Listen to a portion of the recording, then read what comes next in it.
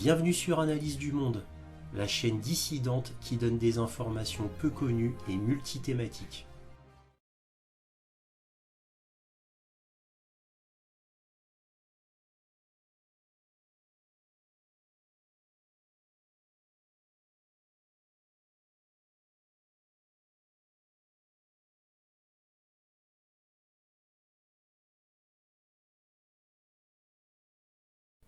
Bonjour à vous, bienvenue sur Analyse du Monde. Comme d'habitude, si cette vidéo vous plaît, un petit pouce, un abonnement, un commentaire pour me dire ce que vous en avez pensé. C'est très important pour moi afin d'être plus visible sur YouTube, vu que YouTube a supprimé ma chaîne Analyse du Monde pour cause de censure. Et oui, pour eux, je disais des propos haineux. Donc ma chaîne a été supprimée. Je dis toujours moi Analyse du Monde parce que sur toutes les autres plateformes, ma chaîne est intacte, ça s'appelle toujours Analyse du Monde et je ne vais pas faire plaisir à YouTube en changeant le nom de ma chaîne aussi sur les autres plateformes. Donc là je dis toujours par habitude Analyse du Monde mais aussi à cause de mes autres plateformes. Mais le nom de ma chaîne sur YouTube, c'est Réinformation sur le monde. Voilà, il faut le savoir. Alors, encore une fois, j'ai plus que jamais besoin de vous parce que sur YouTube, je dois recommencer à zéro pour avoir de nouveaux abonnés et être plus visible. Donc, partagez, partagez, partagez. Encore une fois, éventuellement un petit don pour m'aider à publier régulièrement. J'ai vraiment plus que jamais besoin de vous. Merci encore, merci surtout aux généreux donateurs et surtout ceux qui me donnent régulièrement. Un très très grand merci à eux, vraiment ça me fait chaud au cœur. Bon allez, on y va. Donc là c'est le point sur l'Ukraine du 23 avril 2023 et le titre c'est l'obstination occidentale devant la déroute ukrainienne. Alors comme d'habitude, ma vidéo est en deux parties, donc les informations générales d'abord, qui représente le plus gros de la vidéo, avec une petite conclusion à la fin, et enfin la carte militaire qui vous donne les derniers événements sur le terrain en Ukraine et principalement sur la ligne de front. Voilà, donc on va commencer. Alors les informations générales, on commence par Bakhmut et sa banlieue qui ont été massivement bombardées très récemment ainsi que les routes alimentant Bakhmut. Alors, petite parenthèse comme ça, sur Internet, quoi, tout du moins sur Telegram et les réseaux des connaisseurs, on commence à abandonner le mot Bakhmut pour utiliser le nom russe, c'est-à-dire Altyomovsk. Donc Altyomovsk est de plus en plus utilisé. Bon, moi me concernant, ça fait plus d'un an que je dis Bakhmut. Donc pour éviter de déstabiliser ceux qui me regardent, je vais continuer à utiliser Bakhmut. Mais il faut savoir que bientôt le nom Bakhmut va être laissé, puisque Bakhmut c'est le nom ukrainien de la ville et le nom russe c'est Altyomovsk. Voilà, bon, je dis ça comme ça vite fait, hein, c'est pas le plus important. Voilà, donc c'est la première fois que la ville est bombardée donc par des bombes.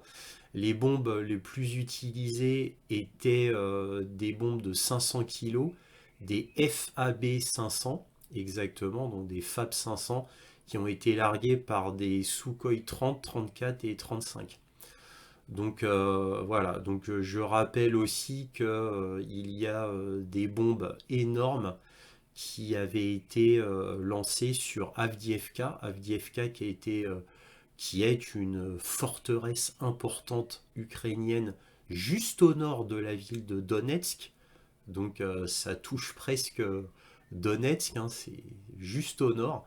Et donc Avdiivka était la première ville qui a été massivement bombardée avec des bombes d'une tonne 5. C'est des bombes qui s'appellent CAB 1500, donc KAB 1500. Il y en a des différentes sortes avec guidage ou non guidage, des toutes simples, des très sophistiquées. Bon, il y a toutes sortes de bombes évidemment, suivant le kit qu'on met dessus. Voilà. Donc là, Bakhmout a été bien bombardé, donc là, ça commence à chauffer, tout simplement parce que les systèmes antiaériens ukrainiens, comme je l'ai déjà dit dans la précédente vidéo, sont quasiment épuisés, donc les Russes utilisent de plus en plus l'aviation, et cela va faire effectivement très très mal côté ukrainien. Bon, en tout cas, c'est un symbole fort qui montre l'épuisement du système antiaérien ukrainien, et ce symbole fort bah, commence à se propager puisque l'oblast de Zaporijjie a été aussi bombardé par des grosses bombes. Donc là, ça fait trois zones connues, avérées, donc l'oblast de Zaporijjie, Avdiivka et Bakhmut. Évidemment, là, ça commence à se propager. Il y aura de plus en plus de bombardements, et le fait qu'il y ait de plus en plus de bombardements va changer le cours de la guerre, puisque évidemment, quand on passe au bombardement, là, tout va se précipiter à ce niveau-là, puisque qui dit plus de défense aérienne, ou si peu, dit bombardement par des bombes, missiles et autres, bah, qui ne seront plus vraiment arrêtés, et drones bien sûr. Donc il va y avoir une précipitation concernant la guerre. Côté russe qui est évidemment qui est le côté gagnant présentement. Voilà. Alors là, selon le New York Post du 23 avril, c'est-à-dire aujourd'hui, il y a un article très intéressant sur les livraisons d'armes. Alors là, je vous le lis, hein. Donc le New York Post, l'Ukraine Defense Contact Group, donc c'est une organisation, Ukraine Defense Contact Group, une alliance de 54 pays travaillant pour aider Kiev contre l'invasion russe, a livré plus de 230 chars et 1550 véhicules blindés en quelques mois seulement, a déclaré vendredi le secrétaire américain à la défense Lloyd Austin.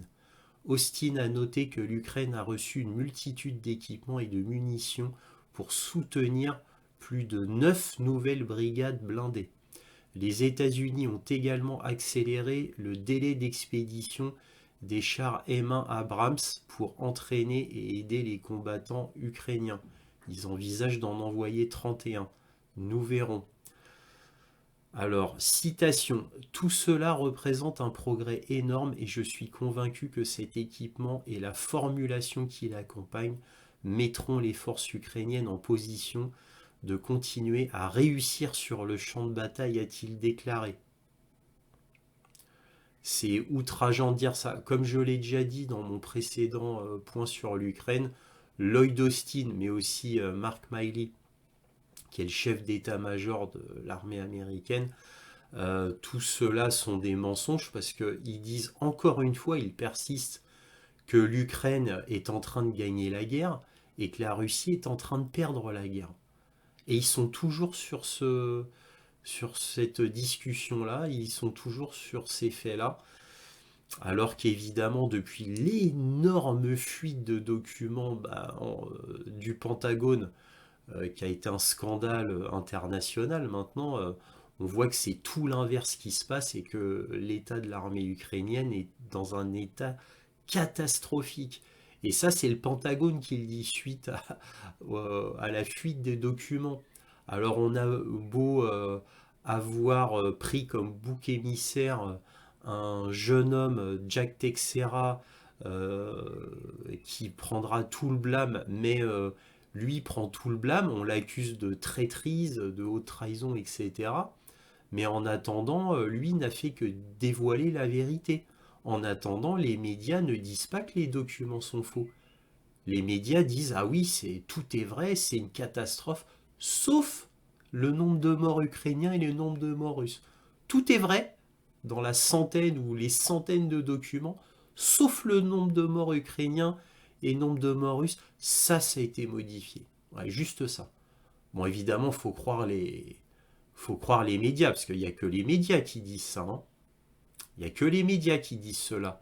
C'est pas le Pentagone qui dit que ça a été modifié. Ce sont les médias. C'est quand même bon à souligner, hein, ce petit fait-là. Hein. Il n'y a que les médias qui disent ça, hein. Bref, je continue l'article. De plus, les 150 chars Léopard 2 promis par 9 alliés occidentaux le mois dernier commencent à arriver.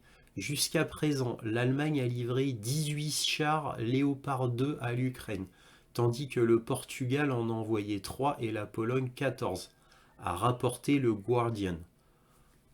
La Grande-Bretagne, quant à elle, a transféré 14 chars Challenger 2. Voilà. Les États-Unis prévoient d'envoyer, alors ça c'est plus le New York Post, hein. Les États-Unis prévoient d'envoyer à la fin de l'été 31 chars Abrams M1. Abrams M1. Nous verrons. Nous verrons. Alors tout ça, bon c'est, en gros, hein, je vous résume.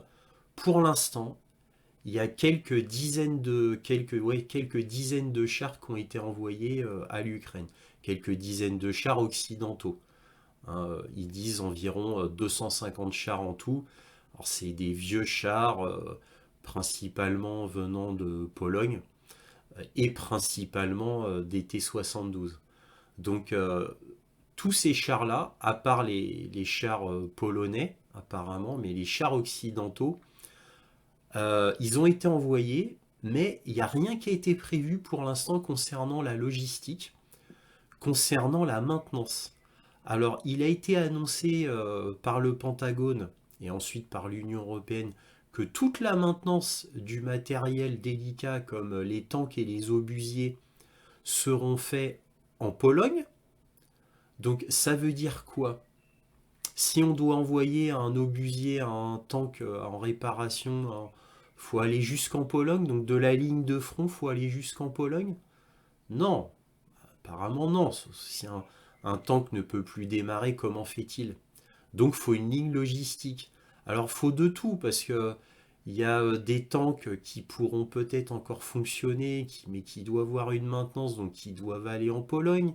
Il y a ceux qui doivent rester sur place parce qu'ils ne peuvent plus bouger. Voilà, donc il faudra réparer sur place. Donc au niveau logistique, entre nous, moi, de tout ce que j'ai lu, et je le dis depuis combien? 7 mois à peu près, dans mes points militaires, parce que ça s'appelait points militaires, mes vidéos avant, maintenant ça s'appelle points sur l'Ukraine. Je le dis depuis 7 mois, au niveau logistique, il n'y a rien. Ils ont toujours rien prévu. Toujours rien. Alors, ils envoient du matériel, ça va en Allemagne, à Ramstein, ensuite ça va en Pologne, et ensuite ça va sur la ligne de front quand ils le peuvent, évidemment. Mais il y a tellement de problèmes autour du matériel envoyé. Déjà, n'oublions pas le fameux reportage de CBS, il y a des mois de cela. CBS, hein, donc une grande chaîne américaine, qui avait dit qu'environ 70% du matériel militaire donné à l'Ukraine est détourné par le gouvernement ukrainien, par certains oligarques ukrainiens, par des seigneurs de guerre ukrainiens. Donc le matériel, il est vendu sur le dark web, il est vendu un peu partout en Europe et surtout en Afrique. Voilà ce qu'on apprend. Alors même si les 70% pourtant venant d'un média américain est un peu exagéré et que c'est plutôt 60%, mais c'est gigantesque. Et n'oublions pas les dizaines et les dizaines de personnes gouvernementales qui ont été virées par Zelensky sur demande du gouvernement américain, tellement le gouvernement de Zelensky était corrompu. Il y a des ministres qui ont été virés là, il y a pas si longtemps que ça, lors de la guerre de la corruption menée entre guillemets par Zelensky, qui est lui-même ultra corrompu. Car Zelensky a plein d'affaires aux fesses, de corruption. Et apparemment, c'est lui qui se serait gavé le plus au niveau de la vente d'armes américaines. Voilà ce qu'on apprend quand on lit les rapports. Et pas que des rapports russes, hein. C'est pas que des rapports russes, hein. C'est des rapports occidentaux. Voilà, de certains journaux. Alors, El País, Daily Telegraph, étonnamment d'ailleurs, et quelquefois un petit peu du New York Times, qui est mon grand journal. Voilà, même s'il est complètement propagandiste. Donc la corruption de l'Ukraine est tellement gigantesque que les armes sont détournées, les financements sont détournés. Il devait y avoir implémenté une task force, c'est-à-dire tout un département américain pour surveiller, superviser le déploiement des armes américaines et de l'Union européenne afin qu'on sache qui a quoi et où va l'armement. Et bon, bah, c'est quelque chose qui devait être fait, et ça a été oublié, ça a été complètement oublié. On ne sait toujours pas où va l'armement. Donc, la logistique à faire est absolument cauchemardesque. Des chars Abrams M1, pour ne prendre que cet exemple, c'est un moteur d'avion qu'il y a dedans. Ça demande une technicité énorme, une logistique énorme, surtout que les chars M1 Abrams demande une maintenance intensive en temps normal. Donc une chaîne de logistique, mais absolument inconcevable pour les chars M1, en prenant que cela. Alors pourquoi je dis les chars M1? Parce que ce sont les plus difficiles à entretenir. Et en plus, ils consomment 11 litres de carburant par kilomètre. 11 litres par kilomètre. Donc vous voyez, et là on parle que des chars M1. Alors même si c'est un peu moins pour les Challenger 2 ou Léopard 2, voilà, allez, c'est peut-être du 8 litres au kilomètre ou quelque chose comme ça. Voilà, cela demande une chaîne logistique, rien que pour le carburant, absolument terrible. Absolument terrible. Donc tout ça est ridicule. Et puis la formation. Les chars aimants demandent une énorme formation, ils sont très complexes. J'avais déjà fait une vidéo dessus sur mes points sur l'Ukraine il y a déjà longtemps. Alors bon, évidemment, il faudrait que j'y revienne, mais bon, j'y reviendrai une autre fois concernant la maintenance des chars. Mais la maintenance des chars, la formation des opérateurs de chars est absolument énorme. Ça prend des mois et des mois. Alors c'est un peu moins complexe que les avions, mais ça reste complexe malgré tout. Donc franchement, tout cela est vraiment ridicule. Surtout que les derniers chars envoyés, là, il y a eu une trentaine de chars envoyés, et on a averti le gouvernement de Kiev que les chars envoyés, les Léopard 2 et les Challenger 2 qui ont été envoyés n'étaient pas en état de fonctionnement optimal, mais qu'ils étaient bons que pour la photo. Voilà. Alors ça, je vous l'ai déjà dit dans mon précédent point sur l'Ukraine. Donc vous voyez qu'ils ont une telle pression de Kiev pour envoyer des chars qu'ils envoient des chars dont la maintenance n'a pas été complète. Voilà. Donc c'est ridicule. Et en plus, le gouvernement de Kiev se plaint.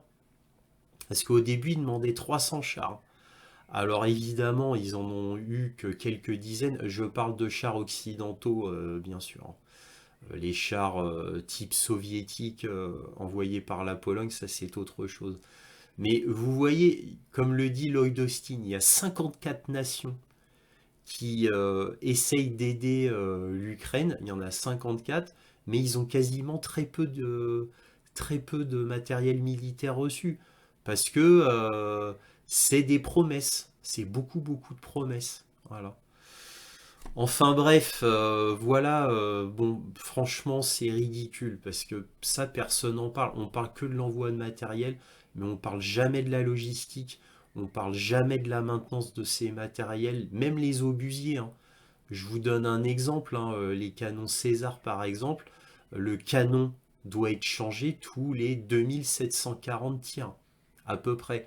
Et les Howitzer M777 américains, c'est à peu près pareil. De toute manière, le changement des canons est à peu près pareil, hein, en Occident. Donc environ 2740 tirs. Donc les obusiers russes, non. Les obusiers russes étant plus rustiques et conçus pour un usage intensif, eux, ils peuvent résister plus longtemps. Donc il y a moins de maintenance sur les obusiers russes. Alors que les obusiers occidentaux, ils essayent tellement de les faire les plus légers possibles afin de les envoyer par avion. Donc il y a une utilisation massive de titane et d'aluminium, mais surtout de titane, ce qui fait que ça coûte extrêmement cher, ça coûte une fortune. Ils sont très légers, mais ils sont aussi très complexes et très fragiles. Voilà, ça c'est le problème des obusiers occidentaux de dernière génération. Le matériel russe est beaucoup plus rustique, un peu moins précis certes, mais beaucoup plus rustique, beaucoup plus résistant et beaucoup moins cher. Voilà. Donc ils en ont beaucoup plus. Et ce qui compte, c'est pas la sophistication de l'obusier, pour ne parler que des obusiers, mais c'est le nombre. C'est ça qui compte. C'est combien on a d'obusiers et combien on a d'obus. C'est ça le plus important en guerre. Voilà. Mais bon, ça, voilà. C'est une autre histoire. Alors les États-Unis ont aussi envoyé 700 Switchblade et 1800 drones Phoenix. Alors tout ça, ce sont les Switchblade et les Phoenix, ce sont des drones suicides. Là, je vous laisse voir vite fait les photos pour que vous voyez à quoi ça ressemble. J'ai appris ça dans le média, dans un média, un grand média indien. Donc je vous laisse voir les photos.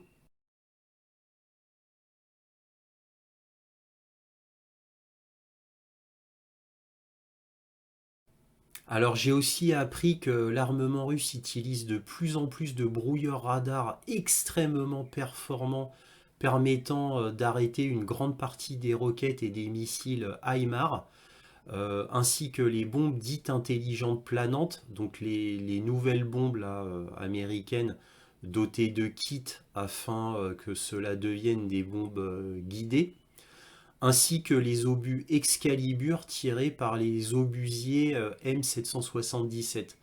Alors tout cela inquiète fortement Washington, sachant que évidemment ce n'est pas nouveau. Je vous avais déjà dit dans mes précédents points militaires sur l'Ukraine, il y a des mois et des mois, peut-être 5 ou 6 mois, que les Russes avaient réussi, rien qu'en changeant leur logiciel de leur système antiaérien, d'arrêter donc les missiles et les obus et les roquettes HIMARS, rien qu'en changeant le logiciel, puisqu'ils avaient capturé des HIMARS intacts américains, hein, des lanceurs HIMARS américains. Donc en les étudiant, ils ont pu voir à la fréquence à laquelle ils fonctionnaient.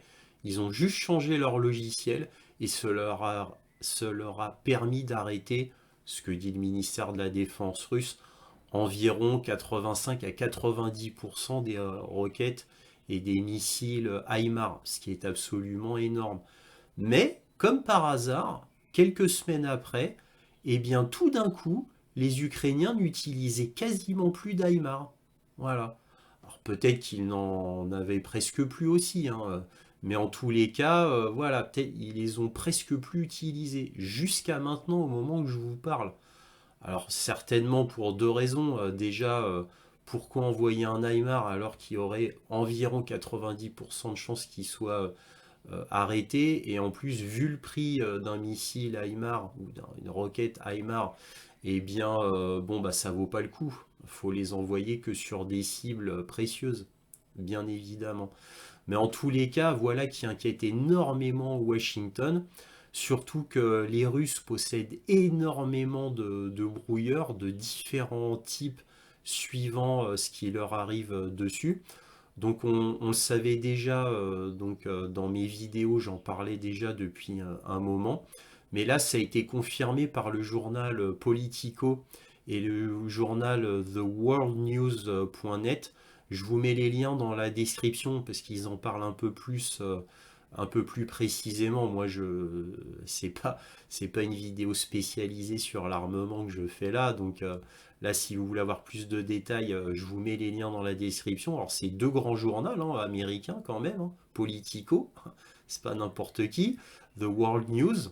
.net, donc je vous mets cela, mais en tous les cas, Washington s'inquiète énormément parce que les Russes sont les numéros un mondiaux quant au brouillage électronique. En plus, ils ont tout un tas de sortes, mais, en plus, ils ont les brouillages électroniques contre les satellites. Alors c'était déjà arrivé à SpaceX avec le réseau Starlink. Alors tout au début de l'affaire, quand le réseau Starlink était tombé en panne, on ne savait pas si c'était Elon Musk qui avait décidé d'arrêter son réseau vu qu'il s'était fait envoyer bouler par Zelensky quand Elon Musk a tweeté qu'il fallait faire la paix avec les Russes. Zelensky avait dit qu'Elon Musk était un traître. Donc on ne savait pas à l'époque si c'était Elon Musk qui avait décidé, à cause de la grande vexation, de l'humiliation, d'arrêter son Starlink pour l'armée ukrainienne. On ne savait pas, ou si c'était les Russes qui avaient brouillé. Bon, maintenant on sait que c'est les Russes qui avaient brouillé le système Starlink. Mais on le sait de manière certaine que maintenant, ça fait que quelques semaines qu'on le sait. Et donc grâce à leur système anti-satellite. Donc les Russes sont extrêmement forts dessus. Alors qu'est-ce qu'on apprend? Bah, on apprend que les Russes ont une avance inégalée sur le reste du monde, comme le dit cet article du journal américain de l'aérospatiale, The Space Review. Alors The Space Review, évidemment toujours le lien sera dans la description. Je vous lis l'article. Alors l'article a été écrit par Bart Hendricks, ça date du 26 octobre 2020. Imaginez-vous, c'était il y a 3 ans à peu près, quoi, 2 ans et demi. Je vous lis l'article, bon, la partie intéressante. La Russie est en train de construire une capacité impressionnante pour mener une guerre électronique contre des satellites étrangers. Au centre de cet effort se trouve le développement d'une variété de systèmes mobiles au sol pour interférer avec les opérations des satellites de communication et de reconnaissance. Il existe également des preuves de plans visant à effectuer une guerre électronique depuis l'espace à l'aide de satellites à propulsion nucléaire. En dehors de cela, des travaux sont en cours dans divers endroits en Russie pour construire une infrastructure au sol afin d'obtenir des renseignements électromagnétiques sur des satellites étrangers et apparemment aussi pour protéger sa propre flotte de satellites russes contre les attaques électroniques de l'extérieur. Alors je vais vous mettre aussi le lien de Space Review, parce que Space Review, donc c'est un site américain extrêmement spécialisé sur l'armement. Je vais vous mettre le lien dans la description parce que là, il décrit absolument dans le détail tous les systèmes antisatellitaires russes au sol. C'est impressionnant tout ce qu'on peut apprendre. Et là maintenant, on comprend pourquoi la Russie a réussi à éteindre le système Starlink. Le système Starlink, je vous rappelle, était d'une importance capitale pour l'armée ukrainienne qui n'avait que ça pour avoir des renseignements militaires sur le terrain. Quoi, que ça, dans le sens que ça représentait 80-90% de leur renseignement militaire. Donc quand le réseau Starlink est tombé en panne à cause du brouillage russe, le Pentagone a dû redoubler d'efforts pour essayer de compenser le manque de renseignements qui tout d'un coup avait fait un vide béant dans l'armée ukrainienne qui ne comptait que là-dessus presque. Parce que c'était extrêmement pratique pour eux. Donc ça, c'est un gros coup dur pour l'armée ukrainienne, le fait de la perte du réseau Starlink. Parce qu'ils en avaient énormément besoin, ils l'utilisaient massivement. Et là, maintenant, ils n'ont plus rien. Et là, en plus, l'article The Space Review date de 2020, d'octobre 2020. Donc moi, j'ai des informations beaucoup plus récentes. Donc je vous mets les photos, parce que j'ai pris quelques photos sur Internet afin que vous voyez les divers systèmes de brouillage russe là concernant les satellites, c'est-à-dire contre les satellites occidentaux principalement. Donc je vous montre quelques photos des systèmes de brouillage anti-satellitaires russes pour que vous voyez à peu près le matériel qu'ils ont. Alors c'est vraiment gigantesque. Surtout leur système Tobol. Alors le système Tobol, c'est un nom qui veut dire que c'est un projet, quoi, un projet qui est mis en pratique. et qui est au sol, anti-satellitaire. C'est vraiment impressionnant. Bon, allez, j'arrête là, je vous laisse voir les photos.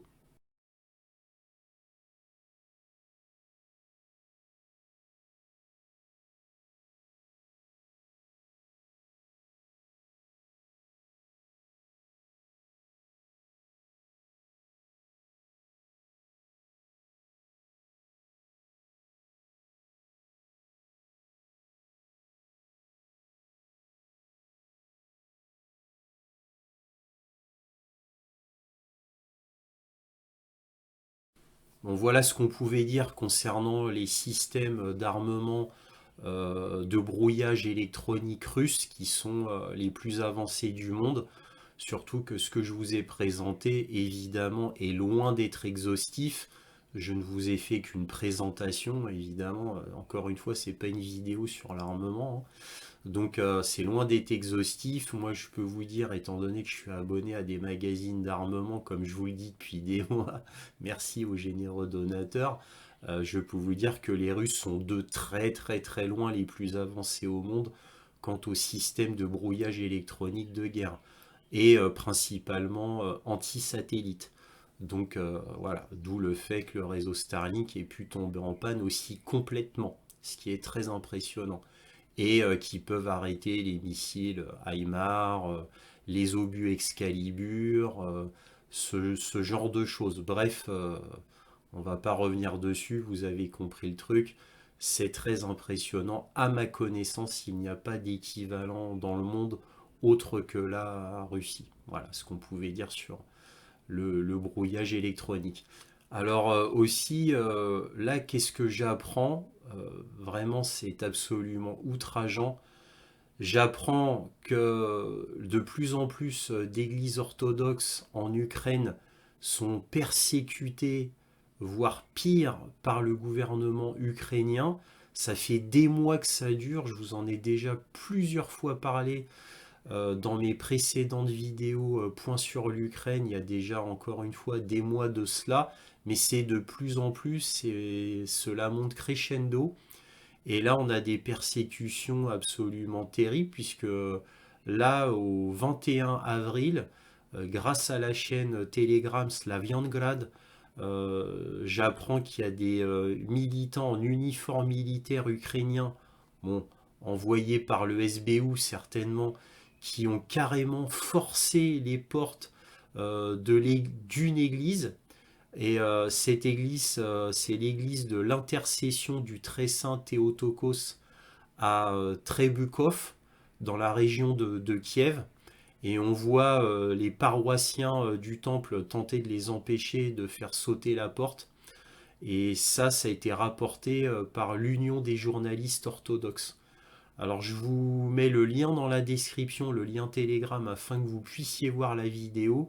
Vous entendez des hurlements, des centaines de gens autour de l'église qui essayent d'empêcher ces militaires de faire sauter les portes de cette église, parce que évidemment l'église s'était barricadée pour éviter que ces gens entrent à l'intérieur, parce qu'ils savaient très bien ce qu'ils risquaient, donc ils s'y étaient préparés. Et c'est complètement scandaleux. Je vous laisse voir la vidéo sur Telegram.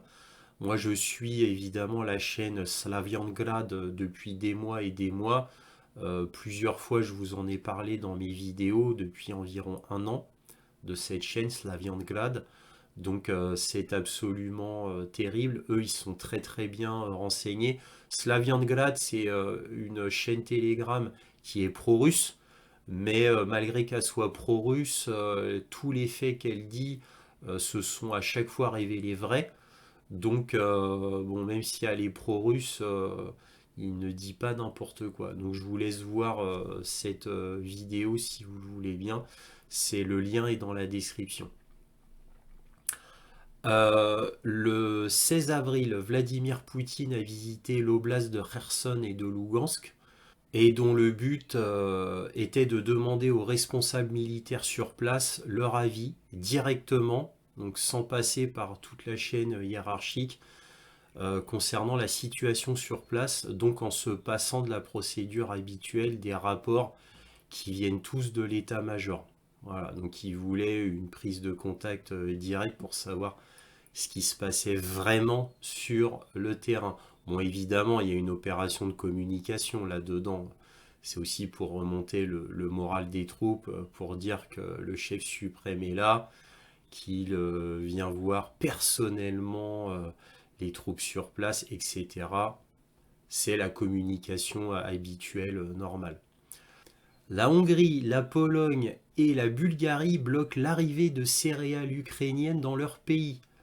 La Slovaquie envisage de faire de même. Elles annoncent qu'ils vont faire cela. Pourquoi? Car l'arrivée massive de céréales ukrainiennes peu chères est en train de faire baisser les prix des céréales dans leur pays. Et donc pour les agriculteurs locaux, c'est une véritable catastrophe parce qu'ils n'arrivent plus à vendre leurs céréales. Donc la Hongrie, la Pologne et la Bulgarie ont décidé carrément d'arrêter l'importation de céréales ukrainiennes qui avaient été forcées en gros par l'Union européenne afin d'aider l'Ukraine à gagner de l'argent, puisque évidemment ça bloquait les céréales ukrainiennes et comme c'était bloqué, les Ukrainiens n'arrivaient plus à vendre leurs céréales, donc ils avaient un manque à gagner terrible. Donc l'Union européenne a essayé de forcer la chose en faisant ce qu'ils appellent entre guillemets des couloirs humanitaires de céréales ukrainiennes afin d'aider l'Ukraine, mais au final c'est devenu de la vente habituelle et non pas quelque chose de temporaire et d'humanitaire comme c'était officiellement annoncé. Ça s'est installé dans le paysage des agriculteurs et donc ça a été au grand détriment de la Hongrie, de la Pologne et de la Bulgarie. Donc eux ont décidé carrément d'arrêter les céréales ukrainiennes aux grandes dames de l'Union européenne, bien évidemment. Dans tous les cas, c'est ce qui est en train de se faire. Donc l'Union européenne est très en colère envers la Hongrie, la Pologne et la Bulgarie. Mais en attendant, ça n'a pas empêché ces pays-là de faire un blocage des céréales ukrainiennes. Le 17 avril, Li Shangfu, ministre de la Défense chinoise, a été reçu à Moscou directement par Sergei Shoigu et Vladimir Poutine.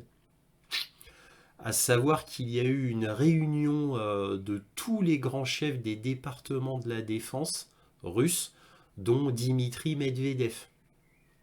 Alors, cela fait suite à la visite à Moscou de Xi Jinping, peu de temps avant, c'était aussi à Moscou d'ailleurs.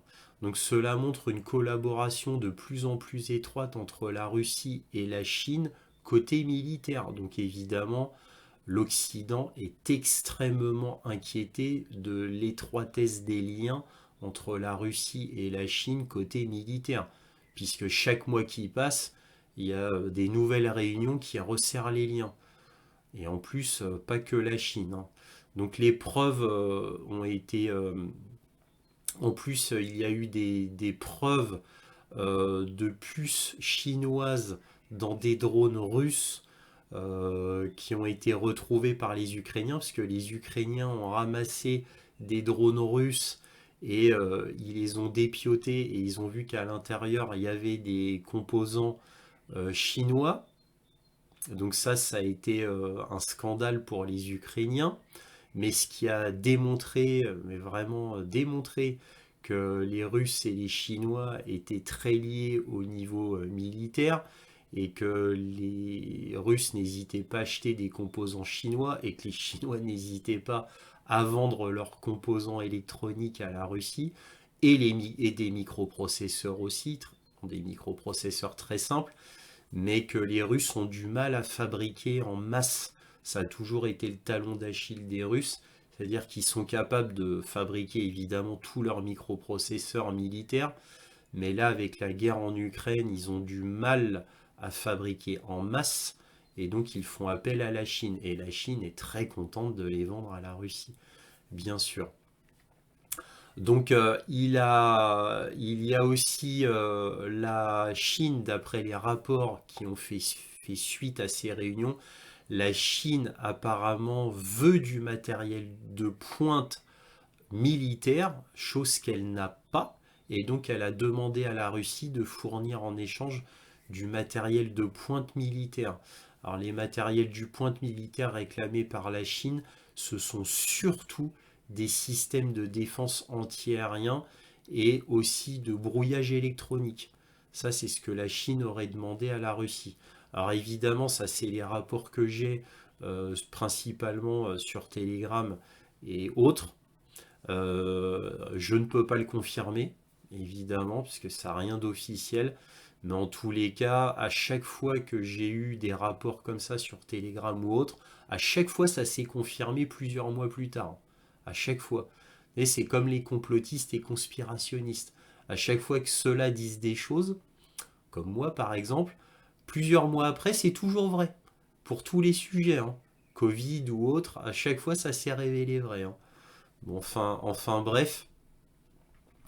Donc voilà, alors là je suis en train de lire là, plus précisément. J'apprends que il apparaît clair que la Chine veut du matériel de pointe ainsi que du matériel pour l'armée de terre, car la Chine est faible concernant le matériel de haute technologie, ainsi que pour la fabrication en masse de tanks avancés, de systèmes antiaériens avancés, de véhicules antiaériens avancés et des obusiers avancés sur roues ou chenilles. Ça, c'est ce que j'avais lu dans les rapports. Donc les Chinois sont pas très forts pour ça. La grande force des Chinois côté militaire, c'est leur marine. Donc tout ce qui est naval, ça ils sont très très forts là-dessus. Selon le London Times, le chef ukrainien de l'armée de l'air, Yuri Ignat, a dit à la chaîne de télé Rada, c'est-à-dire la grande chaîne de télé ukrainienne, que l'état des systèmes antiaériens était grave, c'est-à-dire en piteux état, et qu'il ne savait pas comment il allait faire dans un futur proche, ce qui confirme les documents secrets américains qui ont fuité, les fameux documents qui ont fuité du Pentagone.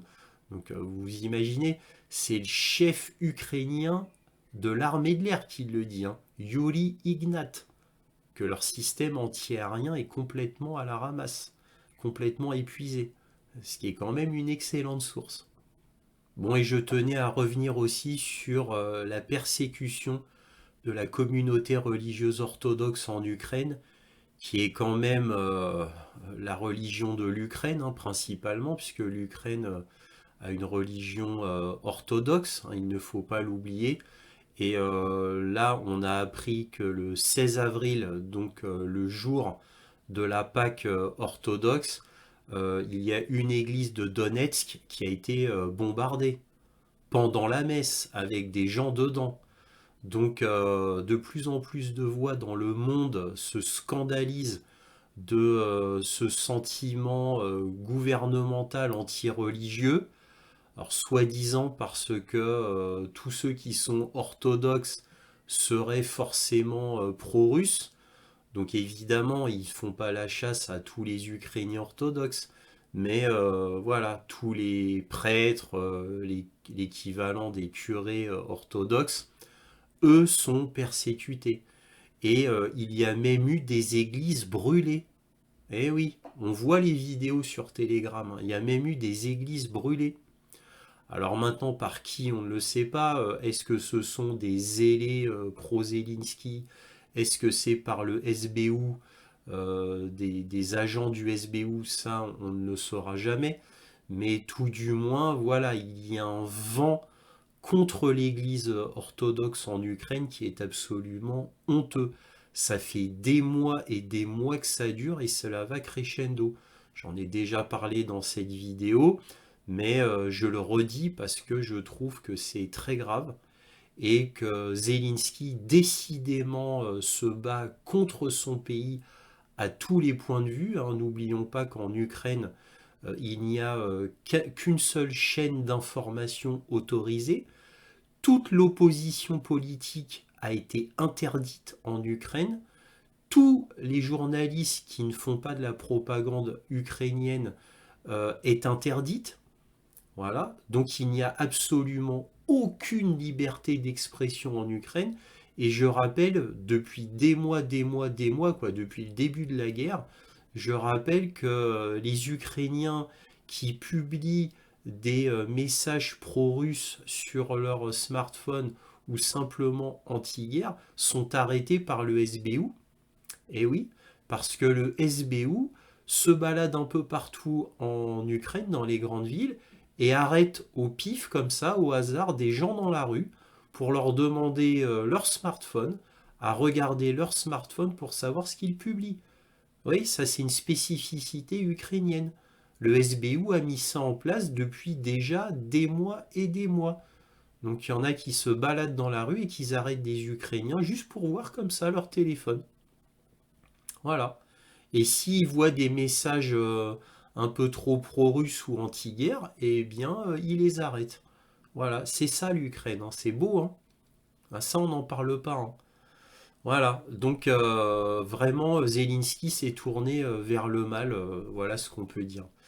Bon, alors je passe à la conclusion. Alors la conclusion, parce que ça reste quand même, le point sur l'Ukraine reste quand même principalement sur le militaire. La conclusion, c'est que bon, cette fameuse offensive ukrainienne venant de Zaporozhye qui piquerait sur Mélitopol pour aller jusqu'en Crimée, bon, tout ça est de la pure fantaisie, bien évidemment.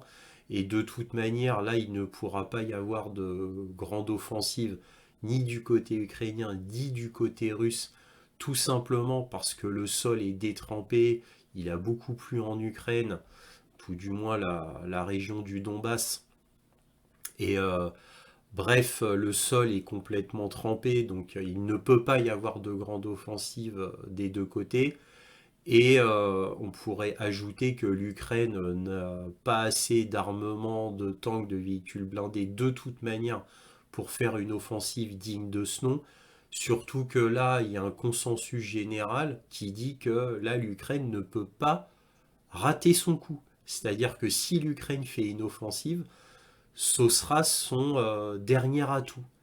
Elle doit réussir cette offensive. Sinon, le revers serait tellement grand que ça signerait la fin de l'Ukraine de toute manière.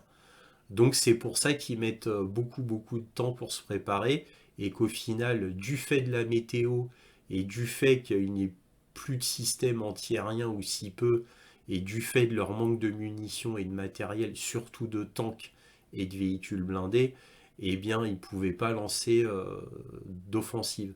De plus, comme le craignait le Pentagone et comme le craignait le gouvernement ukrainien, eh bien, eux voulaient faire absolument une offensive maintenant, tout simplement parce que là, les Russes ont tout le temps du monde pour se préparer, et comme tout le monde n'arrête pas de dire qu'il y aura une grande offensive, gouvernement ukrainien et Pentagone réunis, eh bien, ça alerte encore plus les Russes qui ne font que se renforcer puisqu'ils savent qu'il va y avoir une grande offensive, que l'Ukraine n'a pas le choix de toute manière, puisque les Russes grignotent de jour en jour plus de terrain. Donc comme ils n'ont pas le choix de faire une grande offensive, eh bien en plus ils le claironnent à tout va. Donc les Russes savent qu'il va y avoir une grande offensive, donc ils se fortifient de jour en jour de plus en plus, en faisant des tranchées, les fameuses dents de dragon, en mettant plus de véhicules blindés, etc. Et on a quand même environ entre 500 000 et 700 000 hommes russes en Ukraine, en plus de ceux qui attendent au sud de la frontière biélorusse, et qui, eux, ne cessent d'avoir de plus en plus d'armement et ne cessent d'être de mieux en mieux formés. Le temps joue pour les Russes. Donc c'est exactement ce que craignait le Pentagone, parce que de jour en jour, eh bien, les Russes reçoivent de plus en plus d'armements de Russie, bien entendu. Donc ils sont de plus en plus prêts quand il y aura une grande offensive. Donc le temps joue pour les Russes et contre les Ukrainiens. Donc cette offensive en été, franchement, mon avis, j'y crois pas un instant. Puisque imaginez-vous, allez, on va dire dans 2 mois, il y a une grande offensive. Tous les réservistes, là, les fameux 300 000, seront parfaitement formés. Les Russes auront eu le temps de faire des réserves de munitions et d'obus, mais absolument gigantesques. Tous les systèmes d'armement seront prêts à les accueillir, puis sans compter un nombre absolument gigantesque d'hommes. Je vous ai dit, suivant les sources, ça va entre 500 000 et 700 000 soldats russes.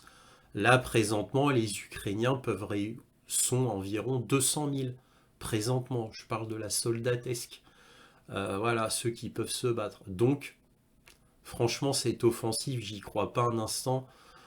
Bon, ce n'est que mon opinion, peut-être que je me trompe, hein, mais en tous les cas, l'Ukraine, plus les jours passent, moins. Bon, ils avaient déjà aucune chance à la base, mais là, ils en ont de moins en moins pour les raisons que je vous ai déjà dites. Donc la chaîne de logistique qui, pour moi, ne se fera jamais parce qu'elle est impossible, et elle est encore moins possible maintenant vu que les systèmes antiaériens ukrainiens sont complètement dans un état catastrophique.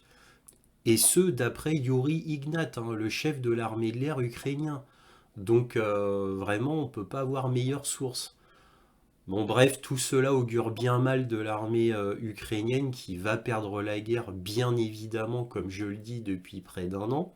Donc tout cela, bon, tout ça c'est fini pour l'Ukraine, évidemment. Là, ce n'est que les derniers soubresauts, même si certains peuvent être illusionnés par la propagande occidentale et par les gesticulations occidentales américaines et de l'Union européenne en disant qu'ils allaient tout faire, tout donner pour l'armée ukrainienne en financement, en armement, mais le peu qu'ils donnent de toute manière ne changera strictement rien, bien évidemment.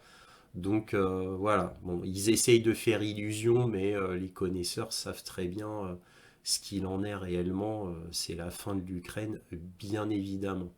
Bon, allez, maintenant on va passer à la carte militaire. Alors voici la carte militaire. Je tiens à rappeler, comme à chaque fois, que c'est une carte militaire qui est faite par les Ukrainiens. Donc toujours à garder cela en tête, puisque cela veut dire évidemment que cette carte n'est pas tout à fait objective, elle favorise les Ukrainiens et défavorise les Russes. Il faut toujours garder ça en tête. Alors on m'a beaucoup posé la question concernant la Transnistrie, où cela était, puisque c'est un peu mystérieux pour beaucoup de gens. Donc comme on m'a beaucoup posé la question, je réponds ici devant la carte militaire, parce que c'est beaucoup plus clair. La Transnistrie est ici, donc le long de la frontière est de la Moldavie. Voilà. Alors c'est pas exactement un territoire russe, mais c'est tout comme, hein. La Transnistrie a sa propre capitale qui est Tiraspol, son propre gouvernement, sa propre monnaie, mais qui est totalement inféodé à la Russie. Donc c'est un petit État entre guillemets russe. Il est considéré comme russe. Voilà, donc évidemment, la Moldavie n'est pas très contente de ce statut-là, mais c'est comme ça. Bon allez, on passe vraiment à la carte militaire. Donc là, en noir, vous voyez la ligne de front, comme d'habitude, et on va vraiment commencer.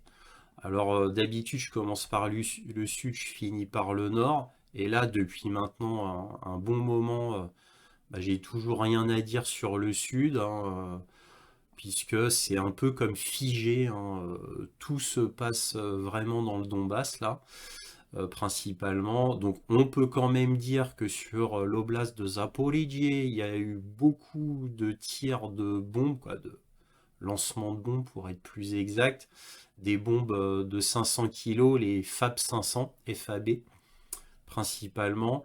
Il y a eu une tentative d'offensive ukrainienne ici sur Horeriv, ici, évidemment qui a échoué, comme toutes les offensives ukrainiennes depuis un an, et comme je vous le dis depuis plus d'un an, toute offensive ukrainienne échoue depuis un an. Toutes, absolument toutes. Il n'y a pas eu vraiment d'exception.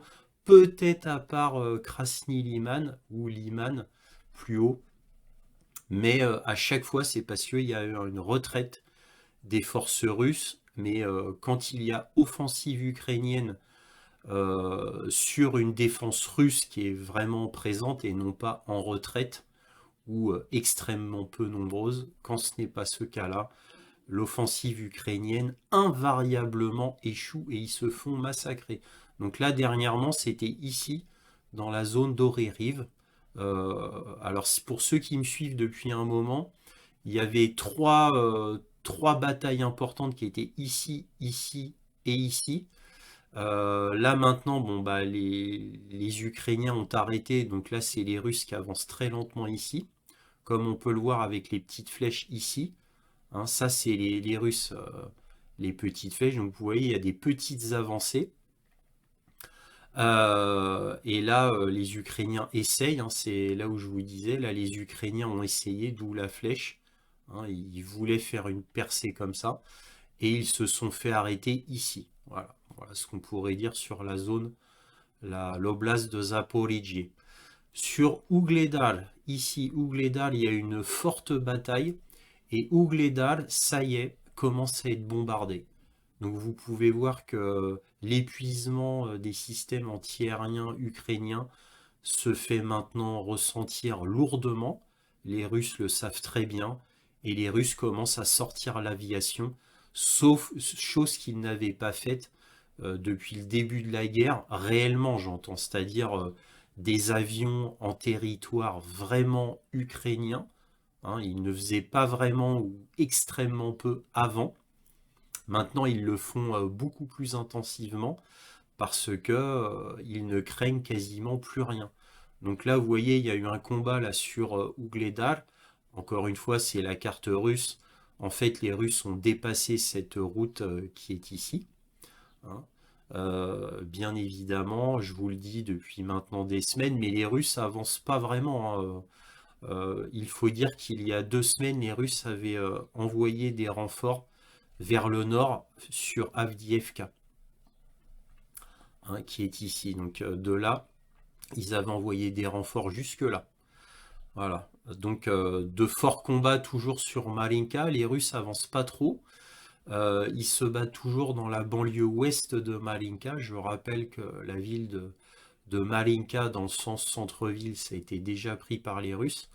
Donc là, l'attaque se fait surtout dans la banlieue ouest, ici. Voilà. Alors maintenant, le gros de l'affaire, bah, c'est Avdiivka. Avdiivka, évidemment, gros chaudron.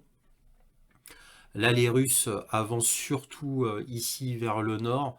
Mais comme vous pouvez le voir là sur cette carte qui est plus ou moins exacte là pour le coup, ça n'avance pas côté russe. Hein.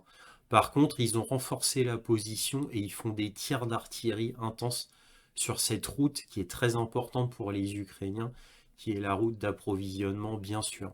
Alors on n'est pas dans la situation de Bakhmut pour Avdiivka, c'est-à-dire que les Ukrainiens peuvent encore ravitailler la ville avec d'énormes difficultés puisque cette unique grande route est évidemment bombardée régulièrement. Et en plus, Avdiivka est la première ville qui a été bombardée avec les fameuses bombes KAB 1500, KAB 1500. Donc c'est des bombes d'une tonne 5 qui ont fait des dégâts monstrueux sur Avdiivka et qui a permis un renforcement de l'armée russe, bien évidemment. Alors vous vous doutez bien que cette route, elle a été pulvérisée maintes et maintes fois, hein. Mais c'est la seule importante qui permet encore le ravitaillement d'Avdiivka par les Ukrainiens. Entre nous, je pense plus qu'il y ait vraiment de ravitaillement maintenant, puisque c'est la seule route, donc vous vous doutez bien elle est beaucoup bombardée ou est très surveillée. Enfin, en tous les cas, voilà. Ici, énorme combat. Ça chauffe beaucoup, beaucoup, beaucoup. Alors, maintenant, bah, Donetsk, je vous rappelle qu'il y a eu une église qui a été bombardée le 16 avril, hein, pendant la messe à Pâques, hein, je le rappelle comme ça. Voilà, par les Ukrainiens, bien sûr, vu qu'ils ne s'arrêtent à rien. Alors, évidemment, Bakhmout, hein, est de son vrai nom en russe, tout du moins Artyomovsk, qui est le vrai nom en russe. Donc là, évidemment, c'est pas du tout exact. Évidemment, Bakhmout étant l'endroit le plus surveillé d'Ukraine en ce moment, vu qu'on ne parle que de Bakhmout à la télé. Donc en fait, Bakhmout, il reste plus que ça, comme je le dis à chaque fois d'ailleurs. Donc à moins de 10%, il reste plus moins de 10%. Là, sur Homovier qui est là, quoi, Khamovier, pardon. Sur Ramovier, donc là, cette unique route de ravitaillement, dans le sens route digne de ce nom, hein, une vraie route, elle a été prise par les Russes, sachant qu'elle était impraticable par les Ukrainiens depuis déjà environ 2 semaines, puisque cette route était tellement surveillée, tellement bombardée, ils n'étaient pas là physiquement, mais c'était impraticable en réalité pour les Ukrainiens. Donc les Ukrainiens préféraient passer par tenter leur chance, soit pour faire des petites retraites non officielles bien évidemment, soit pour faire du ravitaillement via des sentiers, des petits chemins, voire carrément par des champs. Ils préféraient tenter leur coup. Alors évidemment, vous vous doutez bien que les chances de ravitaillement étaient minces, mais bon, meilleures qu'en pratiquant cette route, qui était extrêmement surveillée et extrêmement bombardée. Donc maintenant que les Russes sont là réellement sur cette route, c'est-à-dire qu'ils sont physiquement là, donc là vous vous doutez bien que c'est archi fini pour les Ukrainiens. Donc plus de ravitaillement du tout, mais je vous le dis, entre nous, ça fait 2 semaines qu'il n'y a plus de ravitaillement du tout pour Bakhmut. Je vous compte pas les quelques ravitaillements en passant par là, qui étaient très rares, quoi, qui étaient relativement rares. Maintenant, c'est absolument fini, bien sûr, au moment où je vous parle. Pour Ivanivskié, en fait, les Russes sont ici, comme je vous le dis à chaque fois. Ils sont plutôt ici, en réalité. Et par contre, ils avancent pas, hein, parce que là, il y a énormément de troupes ukrainiennes. Il y en a encore beaucoup, beaucoup, beaucoup. Donc on estime à 3000 ici à l'intérieur de la ville. Mais alors vraiment, moi j'ai tous les chiffres, hein, donc on estime à 3000, 5000, on ne sait pas trop. Voilà, certaines sources russes disent qu'il y a environ 30 000 hommes à l'extérieur, sachant qu'il n'y a pas si longtemps, on disait qu'il y avait 30 000 hommes en tout pour Bakhmut et ici en tout. C'était les mots de Prigogine lui-même. Maintenant, personne ne peut le savoir entre nous. On ne sait pas. Allez, on ne peut pas savoir. En gros, allez, on va dire le plus raisonnable à dire, c'est qu'il y ait 30 000 hommes en tout, c'est-à-dire dans Bakhmut et dans la banlieue. C'est l'estimation la plus raisonnable, j'ai envie de vous dire. Alors évidemment, on est obligé de parler de Tchassivial parce que ça fait des mois qu'il y a une zone de retraite à Tchassivial qui a été faite ici, bien évidemment. Et Tchassivial, c'est vraiment le second objectif après Bakhmut. Alors pourquoi on parle de Tchassivial et jamais d'Ivanivske? Parce qu'Ivanivske, il y a, euh, il y a des forces ukrainiennes hein, importantes, mais il y en a beaucoup plus ici, et tout le monde sait qu'Ivanivske va tomber immédiatement après Bakhmut. Donc par contre, tout le monde sait qu'il va y avoir une forte bataille sur Tchassivial, qui va être le second Bakhmut. Maintenant, combien de temps Tchassivial va rester debout avant qu'elle soit prise? Nul ne le sait, mais là, il y a une forteresse vraiment importante. Ça fait des mois qu'il se fortifie. Pas Ivanivske. Hein. Alors, je vous le dis depuis des mois hein, que Tchassivial se fortifie. Hein. Je vous l'ai dit déjà. Hein. Il y a une ligne de défense qui a été faite il y a un moment. Hein. Et comme je le répète à chaque carte militaire, quand ce chaudron sera pris, bien évidemment, il va y avoir une montée russe. Et moi, d'après ce que j'ai compris, alors peut-être que je me trompe, mais de tout ce que je lis, les Russes ne feraient pas Une fois qu'ils auront conquis Chassiviar, ils ne feraient pas toute cette zone qui pourrait être la chose logique à faire. D'après ce que j'ai compris, une fois qu'ils auront Chassiviar, ils piqueront directement sur Kramatorsk. Voilà, c'est ce que j'ai compris. Maintenant, je ne sais pas. En tous les cas, une fois que cette zone sera prise de l'oblast de Donetsk, évidemment, le Graal sera Kramatorsk et Slaviansk. Donc une fois qu'ils auront pris Kramatorsk et Slaviansk, on pourra dire que ce sera la fin de l'Ukraine. Comme je le dis depuis des mois et des mois. Puisque en gros, les dernières grosses forteresses ukrainiennes sont ici. Alors pourquoi on me demande, bah oui, mais Odessa, alors Odessa. Oui, Odessa, c'est vrai qu'Odessa, mais le problème c'est que c'est la question que je pose à chaque fois, à chaque fin de point sur l'Ukraine. Est-ce que Vladimir Poutine veut vraiment aller sur Odessa? Pour l'instant, j'en sais rien. J'en sais rien. Alors, est-ce que Odessa est une forteresse? Oui, elle est une forteresse. Mais quand l'oblast de Donetsk sera prise, eh bien, les forces ukrainiennes seront tellement basses, il y a beaucoup de forces russes qui vont aller là, mais enfin, tous les réservistes qui sont ici, donc, d'après ce que j'ai compris, donc les 300 000 et même plus maintenant, et même plus, hein, en gros, sur toute cette zone, il serait environ entre 350 000 et 400 000, quoi, en comptant la Crimée. Donc, à un moment donné, voilà, il y aura des forces qui vont déferler sur Kherson, ensuite sur Odessa, si Vladimir Poutine veut faire la jonction avec la Transnistrie ici, hein, jusqu'à Tiraspol. Voilà, mais ça reste le gros point encore. Voilà. Mais Mykolaïev, l'oblast de Mykolaïev, l'oblast d'Odessa, dès que ici, là au milieu, ce sera pris, il y aura une déferlante, sans compter, n'oublions pas la marine russe hein, qui est ici, hein, qui là ira carrément. Donc Odessa tombera très très très rapidement. Ça, j'en suis convaincu. Voilà. Bon, allez, on remonte un petit peu.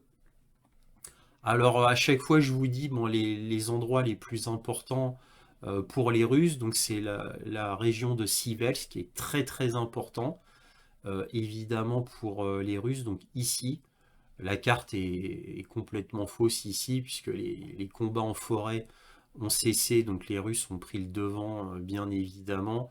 Ici, c'est plus ou moins exact, mais les Russes sont ici pour le nord, en fait, hein.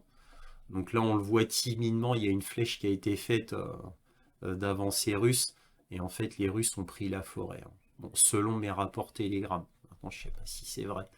Mais en tous les cas, ça c'est Sivelsk, c'est une région très importante. Voilà.